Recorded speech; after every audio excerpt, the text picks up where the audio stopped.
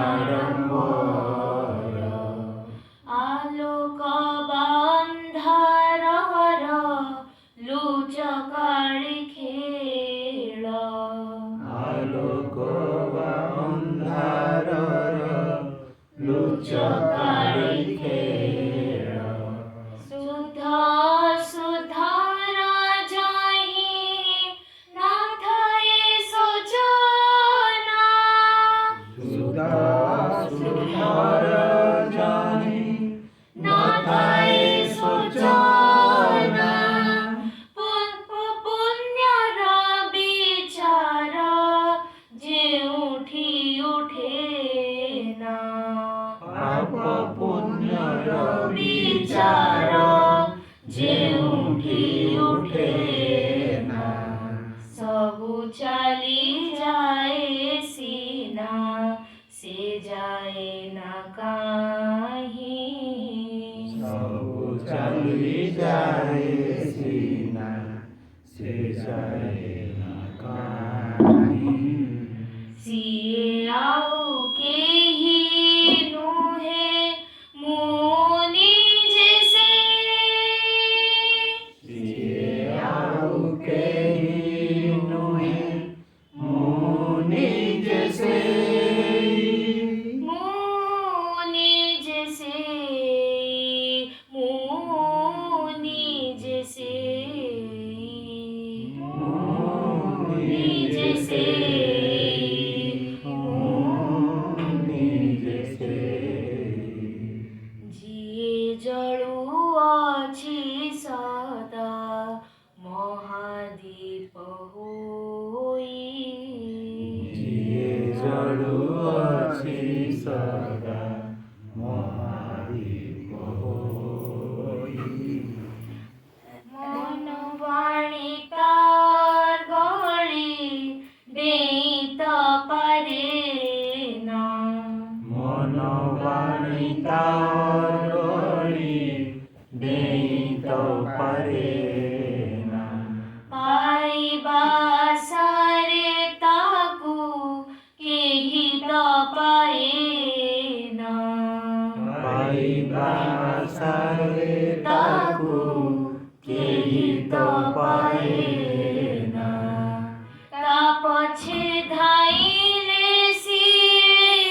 ଦୂରକୁ ପଳାଏ ତା ପଛେ ଧାଇଁଲେ ସିଏ ଦୂରକୁ ପଳାଏ ଭାବରେ ବାନ୍ଧିଲେ ଭାବାତୀତ ହୋଇଯାଏ ଭାବରେ ବାନ୍ଧିଲେ ଭାବାତୀତ ହୋଇଯାଏ ବୋଧ ଯାର ଶୁଦ୍ଧ ସିଏ ପାରେ ତାକୁ ଛୁଇଁ ବୋଧ ଯାର ଶୁଦ୍ଧ ସିଏ ପାରେ ତାକୁ ଛୁଇଁ ଗୁରୁ କୃପା ବିନା ତାକୁ କେହି ପାଇ ନାହିଁ ଗୁରୁ କୃପା ବିନା ତାକୁ କେହି ପାଇ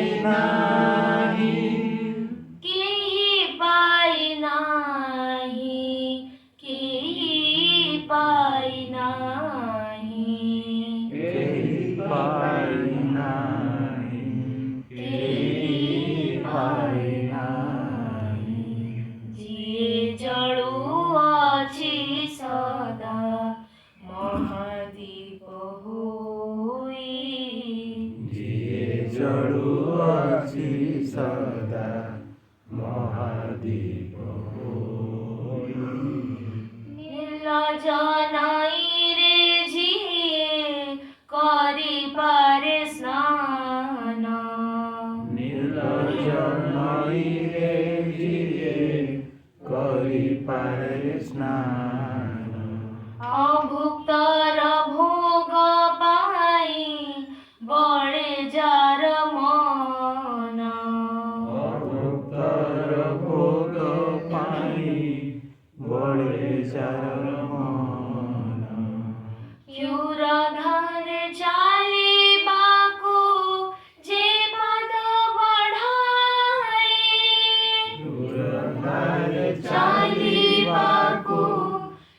ପାଦ ବଢ଼ାଏ।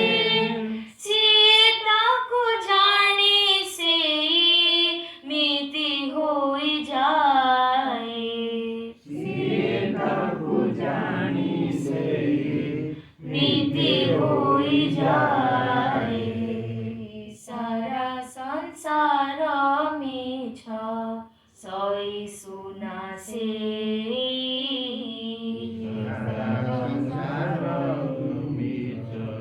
सही सुना से सिए आउ केही नुहे मुनि जैसे।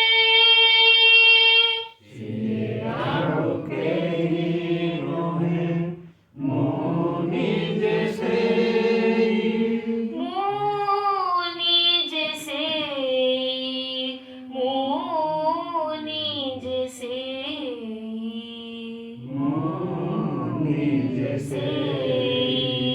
मुनि जैसे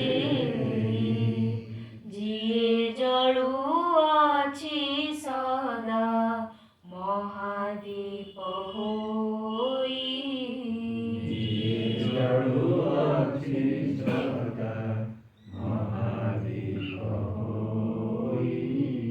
सिए आउ केही नुहे मुनि जैसे।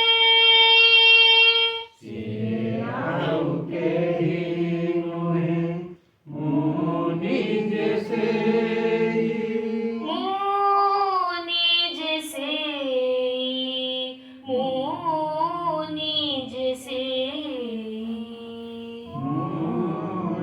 जैसे मुनि जैसे जिए जड़ुअछि सदा महादीप होई।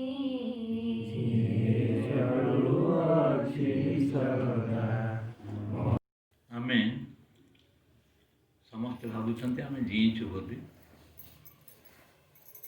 किंतु जो माने गुरु जो माने तत्वदर्शी से दृष्टि रे आमे प्राय मूर्तार सहित समान।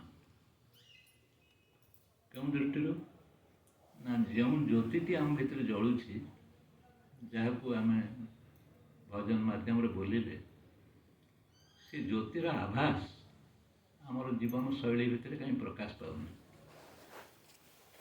जो ज्योति जलिले आमको अनुभव होता जे आम से चैतन्य सहित एकाकार ही अच्छु। से ज्योतिर कहीं नाम गंध आम जीवन चर्या भितर मूर्तिया देखा जाऊना। जो संसार संपूर्ण भाव में मिथ्या, जहाँ गुरु आमको बारंबार सचेतन करिसेंती, मिथ्या को आम सत्य ज्ञान करनी सारा पर दुर्विपाक आसिक पहुँची जाइए। जो जीवन आम बंचुचु से जीवन रे केवल मिथ्यार राजत्व चली। मिथ्या किमिति ना प्रत्येक मुहूर्त जे बदली जाउछि। मुहूर्त आम देखुचु गोटे घटना ता पर मुहूर्त से बदली जाउछि। एबे देखुचु किछि गोटे सुंदर दृश्य आसिक पहुँचला, किछि समय पर से दृश्य बदली जाउछि। ये बदली जाउथवा जिनसटाक आम सत्य भाविकी आम कैलेंडर देखिकी आम समय देखिकी आम कहूँ जे सब ठीक ठाक चली, किंतु सब जे बेठिक चलती से कथा आम धारणार बाहर रही जाए। मूल कथा है मनुष्य तार प्रकृत स्वरूप को जानापी चेष्टा भी करूनी, भावु भी ना जे प्रकृत में मु किए सेटा से जापार कि भावी पारना कि ता संपर्क में तार सचेतनता ना। किंतु जदि जड़े सद्गुरु होता है से समग्र संसार कथा को बुली बुली विभिन्न पर्यायर बुझे सारा पर नहीं गोटे सूक्ष्म बिंदु पाखे पहुँचे दौरान से बिंदुटी किए से बिंदुटी हूँ मु। देख परीक्षा करके देख जिते जिते सद्गुरु अच्छा जो मैंने अच्छा समस्ते सारा संसार जावतीय विषय भूर भुव स्व मह जन तप सत्यलोक पर्यंत से यात्रा अच्छे। भूलोक ठार आरंभ कर सत्यलोक पर्यंत से सबको गमी अनुभव कर, କିନ୍ତୁ ଆଣିକି ଆମ ହୃଦୟରେ କେଉଁଟାକୁ ପହଞ୍ଚେଇ ଦେଉଛନ୍ତି, କେଉଁ ଜ୍ୟୋତିଟାକୁ ଜାଳି ଦେଉଛନ୍ତି ନା ସେଇ ଜ୍ୟୋତିଟି ହେଉଛି ମୋର ଆତ୍ମଜ୍ୟୋତି ବା ଆତ୍ମା ପାଖରେ ପହଞ୍ଚେଇ ଦେଇ ସାରିଲା ପରେ ହିଁ ଏହାର ଅନୁଭୂତିଟା ଆମ ଭିତରେ ପ୍ରଖର ହେଉଛି। ସେ ଆତ୍ମଜ୍ୟୋତିକୁ ଯଦି ଜଣେ ଜୀବନରେ ଅନୁଭବକୁ ନ ନିଏ ତା ଦୁର୍ଭାଗ୍ୟକୁ ଆମେ କଳନା କରିପାରିବାନି। କିନ୍ତୁ ଆମେ କ'ଣ ଭାବୁଛୁ, ଆମେ ଯେଉଁ ସଂସାରକୁ ଭାବୁଛୁ ଏସବୁ ଠିକ୍ ଅଛି, ଆରେ ସଂସାର ତ ଧର୍ମ ହେଉଛି ଏତେ ପ୍ରତ୍ୟେକ ସମୟରେ ବଦଳିବ, ପ୍ରତ୍ୟେକ ସମୟରେ ପରିବର୍ତ୍ତିତ ହେବ, ତାକୁ ଆମେ ଠିକ୍ କେମିତି କହିବା? କିନ୍ତୁ ମୁଁ ଯଦି ଠିକ୍ ଅଛି ତାହେଲେ ସଂସାରର ଯାବତୀୟ କ୍ରିୟା ଯେଉଁ ବାଟରେ ଚାଲୁନା କାହିଁକି ସେ ମୋ ଉପରେ କୌଣସି ପ୍ରଭାବ ପକାଇ ପାରିବନି। ଏଇଟା ହେଉଛି ମୂଳ କଥା। ମୁଁ ଯଦି ଠିକ୍ ଅଛି ବା ଅର୍ଥାତ୍ ମୁଁ ଯଦି ଆତ୍ମସ୍ୱରୂପ ବୋଲି ନିଜକୁ ଅନୁଭବ କରିପାରିଲିଣି, ଏହାଠାରୁ ଆଉ ବଡ଼ କଥା ଆଉ କିଛି ନାହିଁ। ଏବଂ ଯିଏ ଆତ୍ମାକୁ ଧରିଛି, ଯାହା ସେ ଦୀପଟି ଜଳୁଛି ମହାଦୀପ, ତା'ର ଚିନ୍ତା କ'ଣ ଜଗତରେ ଘଟଣା ତ ଘଟିବ, ଘଟଣା ଘଟନ୍ତାନି, ସଂସାର ଯେତେବେଳେ ଅଛି ଘଟଣା ଘଟିବନି। ଆଜି ଏଥର ଆମ୍ବ ଗଛରେ ବଉଳ ହେଲା, ଆସନ୍ତା ଥରକୁ ନ ହେଇପାରେ। ଏବେ ଫୁଲଟିଏ ଫୁଟିଲା, ଆଉ କେବେ ନ ଫୁଟିପାରେ। କିଏ ଗୋଟେ ଫୁଲ ଭଲ ଦେଖାଯାଉଛି, ଆଉ କିଛି ସମୟ ପରେ ନ ଦେଖାଯାଇପାରେ। ଇଏ ତ ପରିବର୍ତ୍ତିତ ପୃଥିବୀରେ ଦେଖାଯାଉଛି। ଆମ ଚେହେରାକୁ ଦେଖ, ଆମର ମନକୁ ଦେଖ, ଆମର ବୁଦ୍ଧିକୁ ଦେଖ, ଆମର ଭାବନାକୁ ଦେଖ, ସବୁ ପରିବର୍ତ୍ତିତ ହେଉଛି ନା। କିନ୍ତୁ ଆମେ ପରିବର୍ତ୍ତନଟାକୁ ଜୀବନର ସତ୍ୟ ବୋଲି ନଉ ଜୀବନ କାଳ କେତେବେଳେ ଚାଲିଯାଉଛି ତାକୁ ଆମେ ଜାଣିପାରୁନୁ। ଏଇଥିପାଇଁ ଗୁରୁ କହୁଛନ୍ତି ସବୁଠାରୁ ତୁମର ବାଧା କିଏ? କେତେଟା ଜିନିଷ ମନରେ ରଖ ନା, ସବୁଠାରୁ ତୁମେ ମୁକ୍ତି ପାଇପାରୁନ, ସବୁଠାରୁ ତୁମେ ସ୍ୱଚ୍ଛନ୍ଦରେ ରହି ନ ପାରିବାର ଗୋଟିଏ କାରଣ କ'ଣ ନା, ଗୋଟିଏ କାରଣ ହେଉଛି ମେରି, ମେରା ଆଉ ମେରେ। ଏଟାକୁ ବାରମ୍ବାର ଆମକୁ ସ୍ୱାମୀଜୀ ମନେ ପକାଉଛନ୍ତି। କ'ଣ ଭାସ୍କର? ମେରି, ମେରା, ମେରେ। ଆମର କହିଲେ ଆମ ଓଡ଼ିଆରେ କହିବା ଆମର ମେରି, ମେରା ନାହିଁ, ଆମେ କହିବା ମୋର। ଯେଉଁଠି ମୋର ଭାବଟା ଆସିଯାଉଛି ସେଇଠି ମନୁଷ୍ୟର ଦୁଃଖ ଆରମ୍ଭ ହେଇଯାଉଛି। ଯଦି ମୋର ଭାବଟା ନଥାନ୍ତା ସିଏ ପରମ ସୁଖ, ପରମ ଆନନ୍ଦ, ତା ଜ୍ୟୋତି ଜଳୁଛି ବୋଲି ଜଣାପଡ଼ନ୍ତା। ତା ଭିତରେ ଯେଉଁ ଆତ୍ମଜ୍ୟୋତିଟି ଅଛି ସେ ଜଳୁଛି ଯଦି ତାର ପ୍ରମାଣ ହେଉଛି ସେଠି ମୋର ଭାବ ନାହିଁ। କିନ୍ତୁ ଆମ ଜୀବନ କାଳରେ ଆମେ ପ୍ରତ୍ୟେକ ମୁହୂର୍ତ୍ତରେ ଆମେ କ'ଣ ଦେଖୁଛୁ? ମୋର ଭାବଟା ଆମକୁ ସମସ୍ତ ଯନ୍ତ୍ରଣା, ସମସ୍ତ ଦୁଃଖ, ସମସ୍ତ ଗ୍ଲାନି ସବୁ ଭରି ଦେଉଛି ନା ନାହିଁ? ଟିକେ ମୁଁ ଠାରୁ ମୋରକୁ ଅଲଗା କରିକି ଦେଖ, କେତେ ତଫାତ୍। ମୋର ଭାବଟା ଯେତେବେଳେ ଆସିକି ପହଞ୍ଚି ଯାଉଛି ସେତେବେଳେ ମନୁଷ୍ୟର ମୁଁ ଭାବଟା କୁଆଡ଼େ କୁଆଡ଼େ ଅନ୍ତର୍ହିତ ହେଇଯାଉଛି। ତେଣୁ ଗୁରୁକୃପା ଯେଉଁମାନେ ପାଇଲେ ସେମାନେ କ'ଣ ଅନୁଭବ କରିପାରିବେ ନା, ମୁଁ ତତ୍ତ୍ୱ ଉପରେ ସେମାନେ ବସି ଯାଇପାରିବେ। ମୁଁ କ'ଣ ତାକୁ ଅନୁଭବ କରିପାରିବେ, ମୁଁ କ'ଣ ତାକୁ ଜାଣିପାରିବେ। ନହେଲେ ଅନ୍ୟମାନଙ୍କୁ ଜାଣିବାର ଉପାୟ ହିଁ ନାହିଁ। ସେ ବଳିଷ୍ଠ ନୁହେଁ, ସେ ଦୃଢ଼ ହେଇପାରିବ ନାହିଁ। ଯାହାର ଆତ୍ମଭାବ ନାହିଁ ବା ମୁଁ ତତ୍ତ୍ୱ ଉପରେ ଯେଉଁମାନେ ବଳିଷ୍ଠ ନୁହନ୍ତି ସେମାନେ କେବେ ହେଲେ ଦୃଢ଼ ହେଇପାରିବେନି, ଚାଲିବାର କ୍ଷମତା ତାଙ୍କର ରହିବ ନାହିଁ। ତେଣୁ ଆମକୁ ଏଇଟା ଗୋଟେ ବୀଜ ମନ୍ତ୍ର ହିସାବରେ ଧରି ନେବା ପାଇଁ ପଡ଼ିବ ଯେ ମୋର ଭାବଟା ହେଉଛି ସବୁଠାରୁ ଭୟାନକ ଏବଂ ଯନ୍ତ୍ରଣାଦାୟକ। ମୋର ଠାରୁ ଯେମିତି ଆମେ ଦୂରକୁ ରହିବା।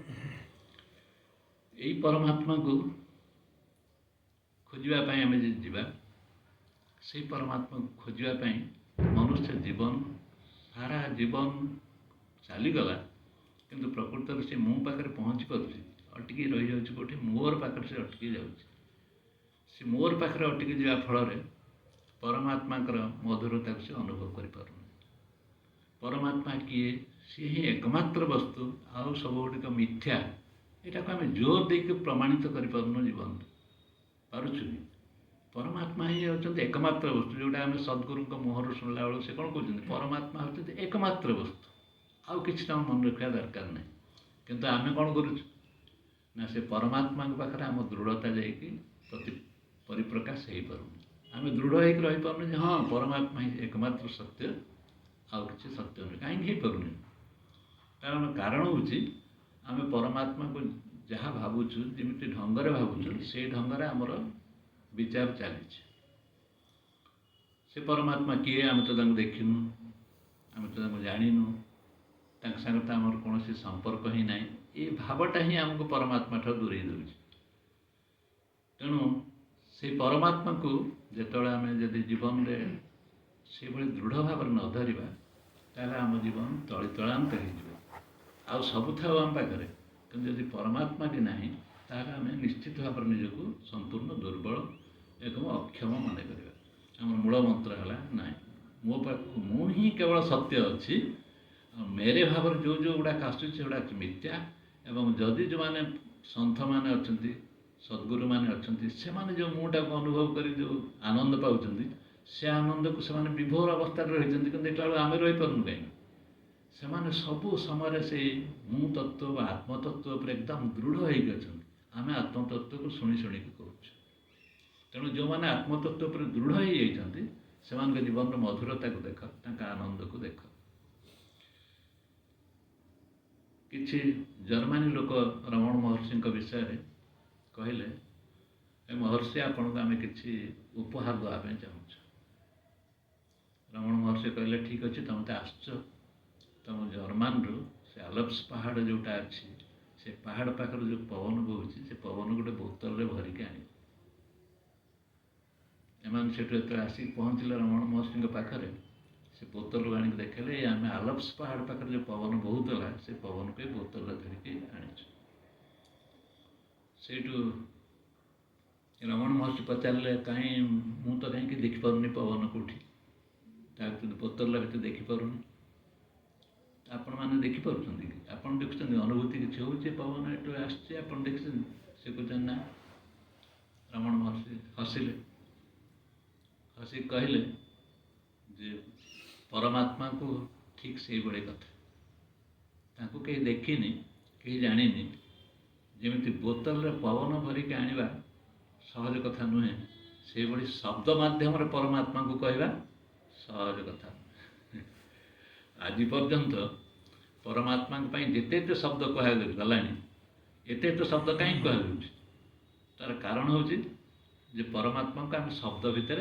बांधि पारिबा ना शब्द द्वारा कहे से परमात्मा संपर्क में आम सन्देह आस परमात्मा अच्छा ना ना आम तो देखिपारूँ आम तो शुणी पारूँ जे कहला बेलू कहीं आम मन चाहिए दृढ़ होकर आखिक रोनी आम सत्संग करुचु तेणु तुलसीदास कहला भाई बिनु सत्संग विवेक न हो सत्संग करने विवेक निहाती रहा दरकार कि विवेक ना जो विवेक जहाँ मुझे शुणुची जहाँ मुझे उपलब्धि करने जाऊँगी से उपलब्धि मत नहीं कि एभली एक अदृश्य शक्ति पाखे पहुँचुची जहाँ सहित मुझे अलगा नुहे जहाँ ठार मुझे अलगा नुहे जहाँ सहित मुझे एकाकार हो अर्थात जदि मु जीव भाव में अच्छी जीव भाया सब इच्छा करुँच भावुची ताले जीव जी परमात्मा बा जी ब्रह्म ताठू तीरे मात्र अलगा नुहे तेणु जीव और ब्रह्म एक यहीटा यही विवेकटा यदि मनुष्य न रहा जीव और ब्रह्म होती एक ये भावना यदि न रहा ताहले मनुष्य सत्संग कर किसी लाभ पाइब ना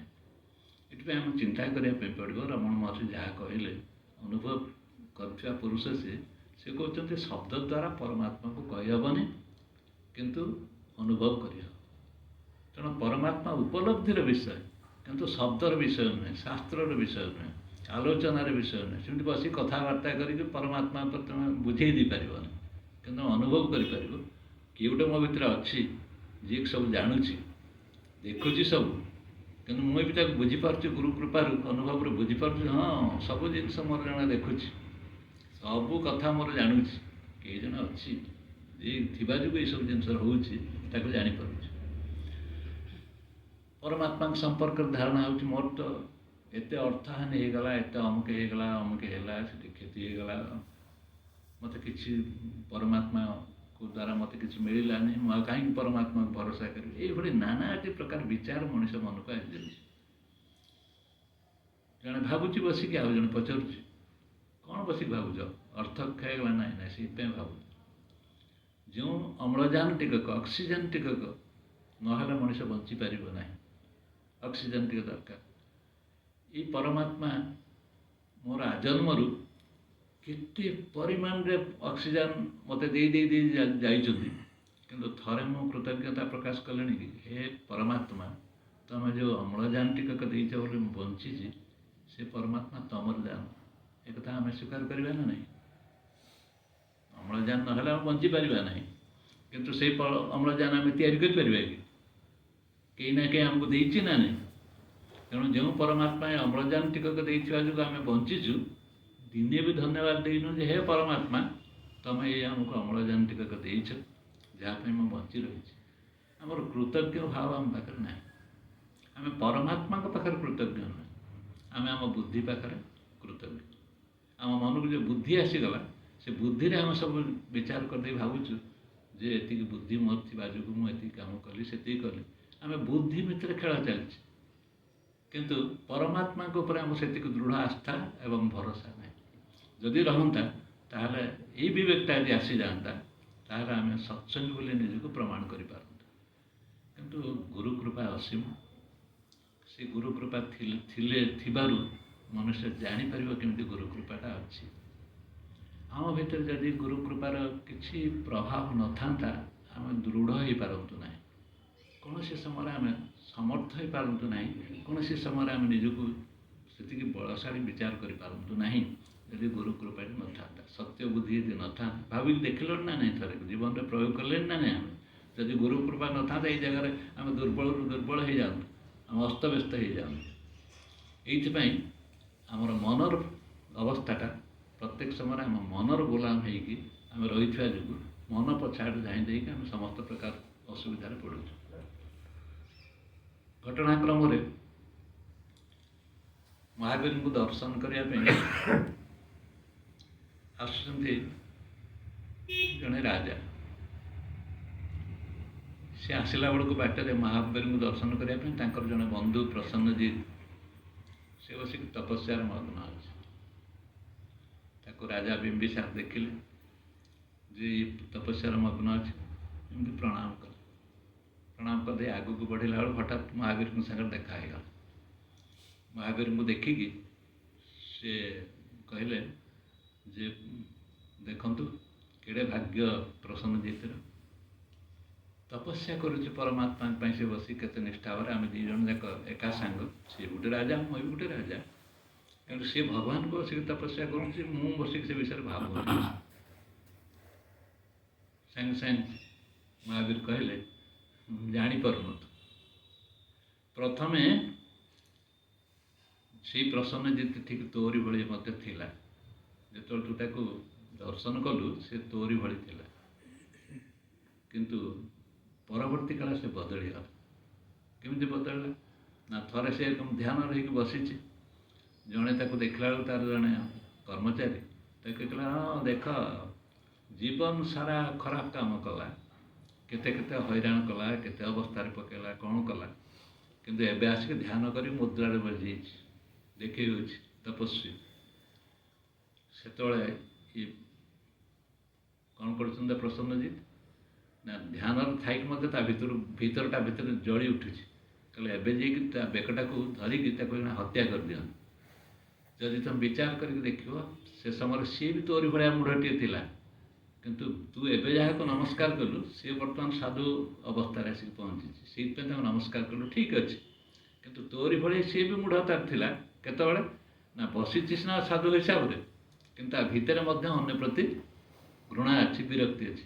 ଆମକୁ ବିଚାର କରି ଦେଖିଲ, ଆମେ ସେମିତି ସତ୍ସଙ୍ଗରେ ବସିଛୁ ସିନା, ସତ୍ ଭାବରେ ବସିଛୁ, ଏ ସମୟରେ ଆମକୁ ଯିଏ ଦେଖିବ ଯାହା ହଉ, ଏଇ ସମୟରେ ସଂସାର କେଉଁ କେଉଁ ବାଟରେ ଯାଉଛି, କିନ୍ତୁ ଏମାନେ ଏତେ ଘରୁ ବାହାରିକି ଆସି ସତ୍ସଙ୍ଗ ପାଇଁ କିଛି ସମୟ ବସୁଛନ୍ତି, କମ୍ ବଡ଼ କଥା ନୁହେଁ।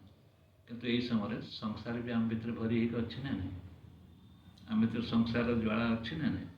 କିନ୍ତୁ ସେଇଥିପାଇଁ କୁହାହେଉଛି ଯିଏ ସଂସାରକୁ ଧରିକି ବସିଲା ସେ ସତ୍ସଙ୍ଗରେ କସ୍ମିନ୍ କାଳେ ବସିପାରିବନି। କେବେ ସତ୍ସଙ୍ଗର ଆନନ୍ଦକୁ, ସେଟା ମିଠାକୁ ସେ କେବେ ହେଲେ ନେଇପାରିବ ନାହିଁ। ଏଇଥିପାଇଁ ଆମକୁ ଗୁରୁଙ୍କୁ ଆମେ ଧନ୍ୟ ଧନ୍ୟ କରିବା, ଯେଉଁ ଗୁରୁଙ୍କ କୃପାରୁ ଆମେ ସତ୍ ସମ୍ପର୍କରେ ସାକ୍ଷାତକାର କରିପାରୁଛୁ, ଆତ୍ମା ସହିତ ସାକ୍ଷାତକାର କରିପାରୁଛୁ, ଆତ୍ମାକୁ ଅନୁଭବ କରିବା ପାଇଁ ଆମେ କ୍ଷମତା ହାସଲ କରିପାରୁଛୁ। ଯିଏ ଆତ୍ମାକୁ ଅନୁଭବ କରିପାରିଲା ସିଏ ଦେହକୁ କ'ଣ କହିବ, ସାଧାରଣ କହିବ ନା ଅସାଧାରଣ କହିବ? ଦେହ ଭାବଟା ଏକ ସାଧାରଣ କଥା, ଯିଏ ଆତ୍ମଭାବ ରହିବ ସେ ଅସାଧାରଣ କଥା। ସେଥିପାଇଁ ଆମ ଭଳିଆ ଯେଉଁମାନେ ଆତ୍ମା ସମ୍ପର୍କରେ ଚର୍ଚ୍ଚା କରୁଛନ୍ତି, ବିଚାର କରୁଛନ୍ତି, ଆଲୋଚନା କରୁଛନ୍ତି, ସେମାନେ କେଉଁ ସ୍ଥିତିରେ ଥିବେ? ସାଧାରଣ ଲୋକ ଅପେକ୍ଷା ଆମେ ଯଥେଷ୍ଟ ଉପରେ ରହିଥିବା ଏଇ ଦୃଷ୍ଟିରୁ ଯେ ଆମ ଭିତରେ ସେ ପ୍ରକାର ଦୃଢ଼ତା, ମାନସିକତା, ସାମର୍ଥ୍ୟ, ଶକ୍ତି କେମିତି କେମିତି ଆସିକି ପହଞ୍ଚିଯାଇଛି, ଅକସ୍ମାତ୍ ଆମେ ଜାଣିପାରୁନୁ जे बहुत समय आम यही कथार डिसीजन नवा ये समय आम कौन करवा कहला किए आमको से शक्ति दूसरी आम से बलशाड़ी रही जाऊँ। ये सब हूँ सत्संगर प्रभाव। परमात्मा को मु भाव में जानापी गला बेले से चैतन्य परमात्मा केमिति को भाव में कौ स्थित कौन भाव में अच्छा टे आखि खोलिक अनुध्यान करने पड़े। जो आम देखा प्रत्येक स्थिति कहीं तार मु तत्व ठारू भिन्न अवस्था ना। प्रत्येक स्थिति जहाँ को देख प्रकृति को देख जहाँ को देख समस्ते अस्तित्व को बजाय रखिंट अस्तित्व को धारण कर रखिंट केवल मनुष्य को छाड़ी तार अस्तित्व माने कौन ना तार अस्तित्व कहबार अर्थ हो आत्मभावटा हूँ तार अस्तित्व मु अच्छी किंतु आम परीक्षा करके देखा बेले बेले देखा आमर अस्तित्व पाखे मु नाही ये स्थिति आम आसी पहुँच जाऊँ। जहाँ को तुम देख से तार जो प्रकार आचरण करुच्ची जो प्रकार व्यवहार से करुच्ची से व्यवहार पछाड़ी जब लुचिक रही तार से तत्वटी रही किए ना मु अच्छी आम मन रखा पड़ो जहाँ कर कि मु अच्छी ना ना जहाँ देखुच देख मु अच्छी ना ना जहाँ शुणुच शुण मु अच्छी ना ना जहाँ स्पर्श कर मु अच्छी ना ना जहाँ को ग्रहण कर मु अच्छी ना ना यहीटा आम महामंत्र हो जो मु अच्छी ना ना खोजी देखापी पड़ो जहाँ किसी हो जो जो प्रकार क्रिया हो कि मु अच्छी ना ना मु अच्छी ना ना यहाँ को आम दृढ़ भाव में मन भर रखा पड़ो मु अच्छी ना ना जदि मु अच्छी ना ना भावटा आम आसी जाओ भाग्य सी जो समय परिस्थिति आसिक पहुँचुची कि से सुखर परिस्थिति हो से दुखर परिस्थिति से भलर परिस्थिति हो से मंदर परिस्थिति हो ये कहापाई भल मंद दुख सुख ये सब कहापाई अरे मनर काम सब किंतु मनर काम जो से दुख सुख तैयारी कर दूसरी जो आत्मार ता संगे कौन संपर्क अच्छे कौन सी संपर्क नहीं किंतु आत्मा नथिले मन ये सुख दुख भल मंद कहीपारे से बुझापी पड़े आम मन पछक जाऊँ ना मन आगू जदि आम मन आगक आगक जाऊँ मन पछक जापरनु आम दुर्भाग्य सीट आरंभ हो मन पछक जा चल आम ये मनटा केमती जाऊँगी कौन हो कौन नहीं पछक जा देखिले अरे मन तू आसिक ये अवस्था पड़ीचु तू भाई इमित स्थित अच्छु निजक देखला बेलू हस लगे अरे मु किए सम्राट मु गोटे भिकारी भाया केमती हो किंतु प्रकृतिर धर्म हूँ जीव भाव में से आमको रखी था किंतु जीव भाव थी प्रकृति ता काम करुच्ची किंतु मु प्रकृति पछाड़ चल जा देखी प्रकृति जहाँ जहाँ क्रिया करुच्ची ना करू किंतु मो स्थित अच्छी ना मु अच्छी ना मो स्थित यहाँ हूँ सब बड़ कथा तेणु प्रत्येक अवस्था प्रत्येक विचार में मुहूर्त को हासिल करवा निहाती जरूरी मु भावटा भूली जा निहाती अपराध मु तत्वटा को आम हृदय उपर करके न रखा जदि आम जीवनटा दुर्विपाकमय हो दुखदायक हो तेणु ये मुटा छोटिया तत्व नुहे ये जो मु द्वारा आम संसार परिचालना करुचु सी मोर भाव द्वारा आच्छन्न हो रही बांधी हो रही से मुटा को आम सत्य बोली विचार करुचु किंतु ये सब पछाड़े देखुवा जो मुहटी अच्छी सी हूँ परम सत्य यार विलय के हेनी से सब समय रही से मुपर मनटा को जीवा एत सहज कथा नुह ये संसार सारा कहीं से मुपर प्रतिष्ठित न होता जो संसार जावतीय दुर्घटना जावतीय असुविधा आसिक हो मु तत्वटा को भल कर न जानी जो ये सब दुर्विपाक आसिक पहुँचुची स्वामी जी बारंबार लेखिक पोस्टर मार्च जुआड़ जुआड़ मोर मन जाऊँगी जुआड़ जुआड़ मोर मन जाऊँगी जहाँ को जहाँ देखुची जहाँ सांग कथबार्ता कर मैं तो हूँ कहन ना अरे सहीटा हूँ मंत्रटा अरे मैं तो हूँ मुझे जोटि जहाँ करुच्ची जेकोसी जिनस मुझे पढ़ुची मु क्या सहित शुणुची क्या सहित मुझे आचरण करुच्ची क्या सहित व्यवहार करुच्ची से समय देख जे मु अच्छी ना नहीं मु व्यवहार कला सागर एकाकार हो सी मत कहला मुझे कहली से मत एमती करने कहला मुझे सेमती करने कहली आम ता सहित एकाकार हो कि छाड़ दूँ क्या आमर मूल धनटा आम छाड़ी ये प्रकार विचार में पड़ीचु दुखदायक स्थित में पहुँचुଛୁ। तेणु मु रकम रत्नटी को हृदय सब बांधिक रखापी पड़ो पदक भरी निज छाती भर झुलैक रखापी पड़ो।